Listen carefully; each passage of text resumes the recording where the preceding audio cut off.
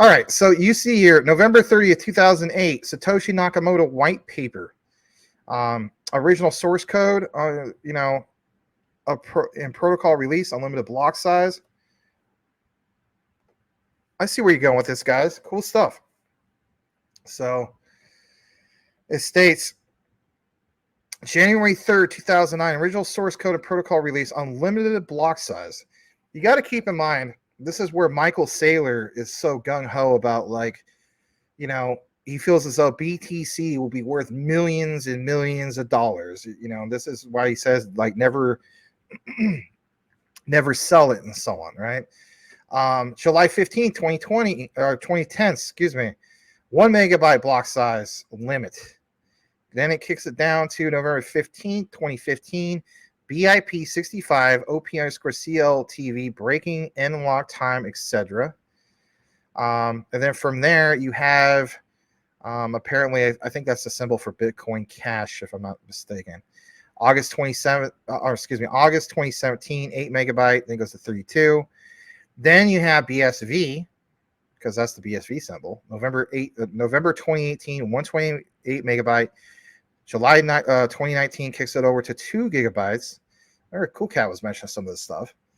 Then February 4, 2020, Bitcoin, as in BSV, restores original Bitcoin protocol unlimited block size.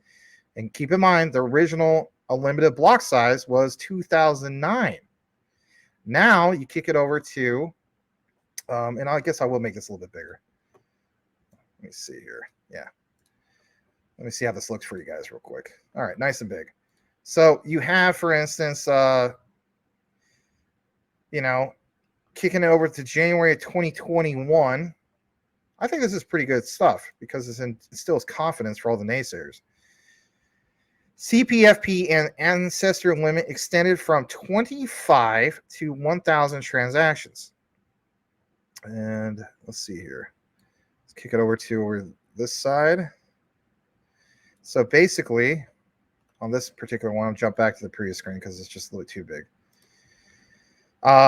So that thing that happened November 15, 2015, you have, the breaking, end-lock time, etc., kicks it down to SegWit. I remember Satoshi talking about SegWit. And that happened, BIP 141 SegWit. Apparently that was 2017. So 2 years after that whole thing of the in-lock time in regards to BTC. But that jump from 1 megabyte size or block size limit down to SegWit with 2 megabytes. So 7-year gap. Then from SegWit to Liquid, 2 megabyte, then Lightning Network, like question mark, right? Right, so we're going to now go to this other part about Bitcoin ABC. Bitcoin ABC is now called eCash. I'm sure you guys kind of know about that and so on. So in regards to eCash, you got those examples you want to look at and so on. But that's interesting because in February 4th of 2020, and let's just jump back to the other bigger example. It restores original Bitcoin protocol unlimited block size. So I think this furthermore pounds home the whole notion of, and again, this is my opinion. I mean, I'm saying that like I'm necessarily right and everybody's wrong or whatever the case be, but I mean, I will at least take a chance on BSV just in case most people are wrong. And that is, there's no denying this right here. And that is to restore the original Bitcoin protocol unlimited block size.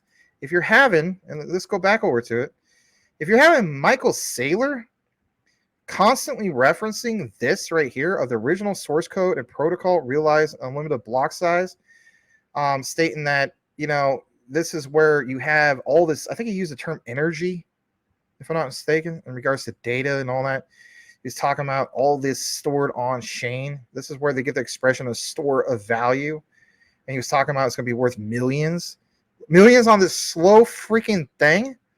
No, you want to go with the one over here that I guess you could say, restore the original protocol block size, because if anything, it's like I mean, at minimum, 100,000 TPS.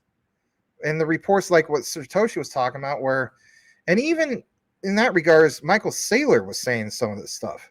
But he's saying in regards to BTC, and that is you have really high TPS. I think maybe it's possible that Michael Saylor and some of these guys are simply wrong. They're betting on the wrong horse.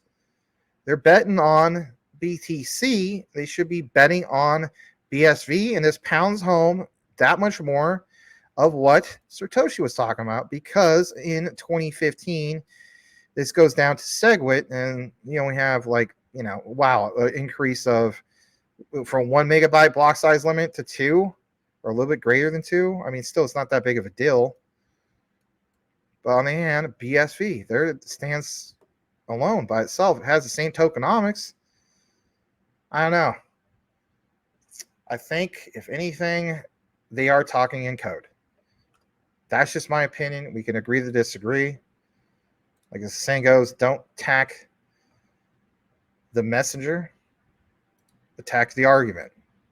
But if I am going to be the person who in the past threw money away at meme tokens, I'd rather justify it with this compared to meme tokens. This seems to make a lot more sense.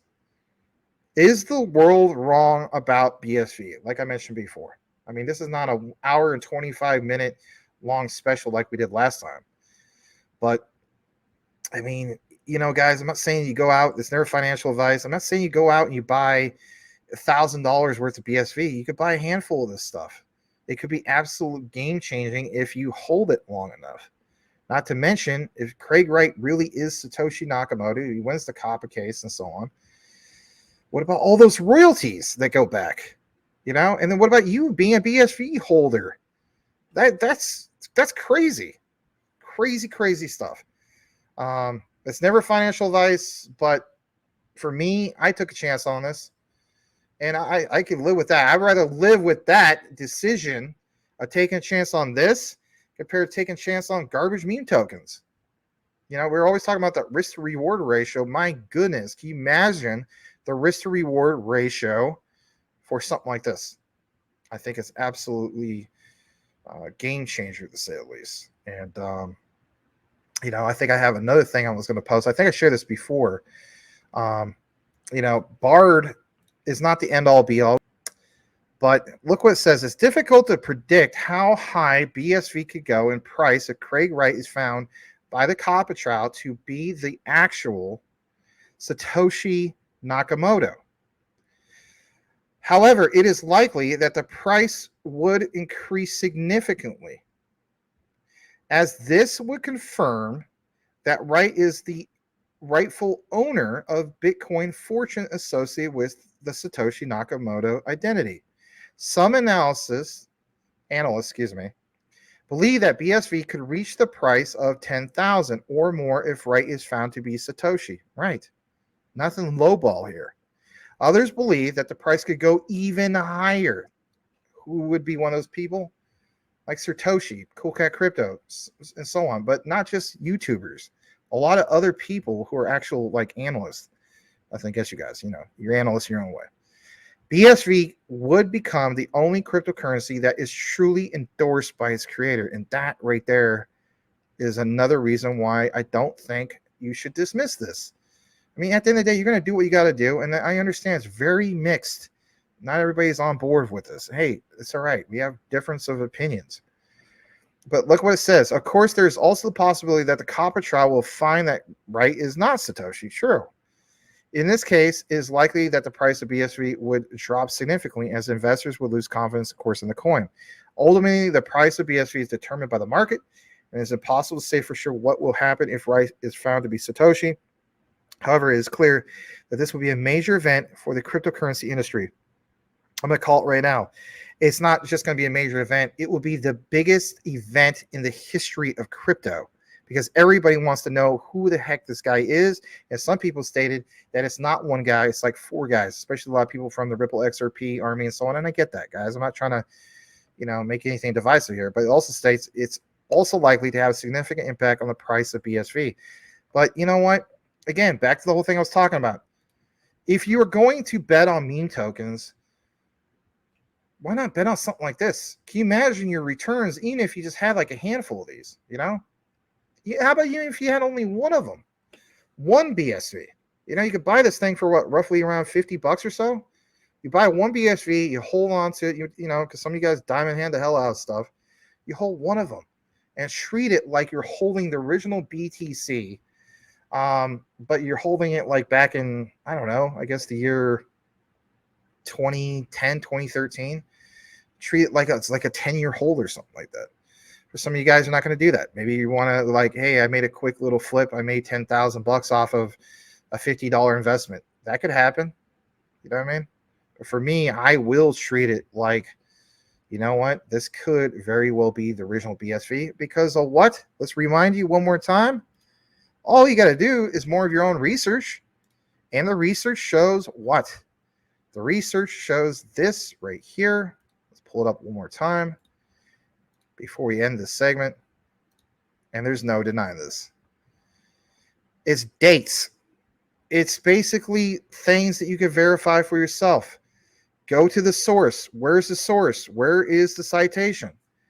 It is unisot.com/y-bitcoin-sv. But if anything, you can verify it for yourself about when these original block source codes came out. Obviously, in line of the Bitcoin white paper, January 3rd, 2009, and how you see other things broke off from this. And you see how BSV originally, or I should say, restores the original Bitcoin protocol unlimited block size. Everything that Michael Saylor talks about passionately all the time. But let's face it, he could be betting on the wrong thing. Is Larry Fink talking about the wrong Bitcoin? Because again, anybody who's not on board on this, I know there's plenty of people who are not on board, but when he mentions about Bitcoin being used for cross-border payments, I cannot take him or anybody serious when it comes to that.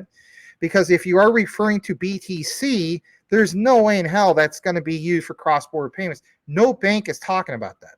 So if they are talking in code in regards to Bitcoin, because as you know, Craig Wright, Dr. Ladid, all these guys, they refer to Bitcoin or BSV as Bitcoin. They don't ever call it BSV. They just call it Bitcoin. So are they truly talking in code? I know I say that numerous times, even with Satoshi, but there's something to be said about that.